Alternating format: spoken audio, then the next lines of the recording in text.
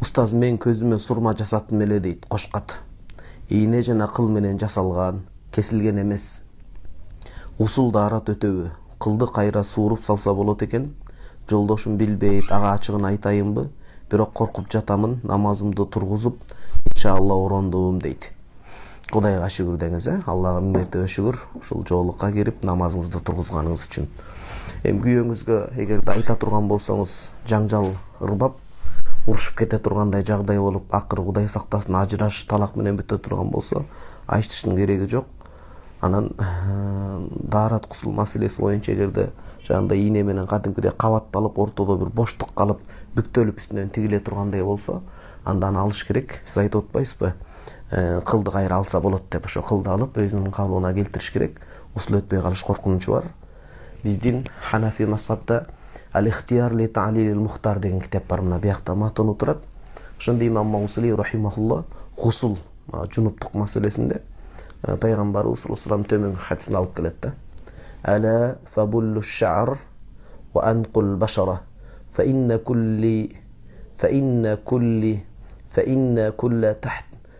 tahta kulli sha'ratin janabatan. Баягы ар бир түктүн түбүндө, ар бир жердин чоло жер калбай, соо жер калбай, ар бир жердин түбүндө гусул жунуптук орун алып калат дейт. Усул сынганда же даарат бузулгандачы, дааратсыздык жана гусулсуздук болуп калат ар бир жердин түктүн түбүндө. Ошон үчүн гусул алганда, даарат алганда ошол жерди жакшынакай суу жеткирип жууп, тазалап суу жеткиргиле дейт. Сиздин жасалма сурмаңыз жанагындай бир жерди жанагындай ийне менен эметкенде, тиккенде бош жер калып калат, ал жерге суу жетпей калса, демек даарат гусул өтпөй калат. Ошол себептен этиятташыңыз керек да, мурдагы калыбына кайтарып алып келишиңиз керек болот. 74-суроо. 4 жыл алдын күйөөм Россияга кеткенде кайнатам сени сүйүп калгам деп. Эми кээде ушундай суроолор келет, туугандар. Баягы жашоонун ачуу акыйкаты да бул. Кээде ар кандай жагдай болуп калат, ошон үчүн келген суроолорду биз четке кага албайбыз. Ушундай бул ачуу акыйкат, Кудайым андан сактасын. Бул нерселерге жооп берилиш керек болот. Ошон үчүн ойлойм, муну туура кабыл алыш керек, туура түшүнүш керек деп. 4 жыл алдын күйөөм Россияга кеткенде кайнатам сени сүйүп калган деп жиркеничтүү сөздөрдү көп сүйлөйт эле. Колумду кармап алат эле, бетимден өп кучактайм дейт эле. Мен албетте каршылык көрсөтөт элем, баняга бирге баралы дейт эле. Башка айтпа, мага айтпаңыз. Мен сизге келинмин дейт элем, ошондо күйөөм экөөбүзгө талак түшкөн ошол маалда дейт. Азыр кандай болду, жагдай эмне болду? Кайнатаңызга Кудай таала мынсап берсин. Ошон үчүн четке кетип атканда менин иним бар эле, атам бар эле деп жаш болуп, такыбачылыктан алыс боло турган болсо, аял затын антип жалгыз таштап кеткен болбойт. Үйлөнгөндөн кийин ошол аялдын ар намысы, анын ден соолугу, бардык нерсенин жүгү күйөөнүн мойнуна жүктөлгөн да, ошон үчүн күйөө алардын баарын караш керек болот. Ошондой абалга таштап койгон үчүн күйөө дагы күнөөкөр болуп калат. Ортоңуздарга талак түштүбү жокпу? Муну фурка деп коет. Фуркотун деген ортосуна дароо баягындай талак түшпөстөн, кээ бир учурларда талак түшпөстөн ажырашуу болуп калат дароо эле. Бул ошол болобу, болбойбу? Эгерде Кудай сактасын, жана кайнатаңыз сиздин колуңузду кармаган кезде дүүлүгүп, делебеси козголуп, шахватталып, сизде дагы ошондой сезим болуп калса, Кудай сактасын, бизде эреже бар.